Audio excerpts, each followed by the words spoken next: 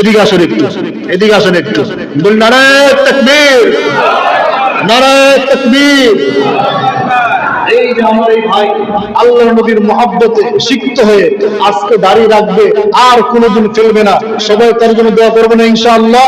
আমার হাতটা এখানে ভুলাই দিলাম এই জন্য, যাতে কিয়ামতের ময়দানে যদি আমার কোনো আমল কাজে নাও লাগে, অন্তত আল্লাহকে যেন বলতে পারি, আল্লাহ অমুক দিন অমুক জায়গায় এত মুসল্লিকে সামনে নিয়ে তোমার নবীর সুন্নতের একটা গাছ লাগিয়েছিলাম, ওই ওসিলা আল্লাহ তুমি আমাকে মাফ করে দাও।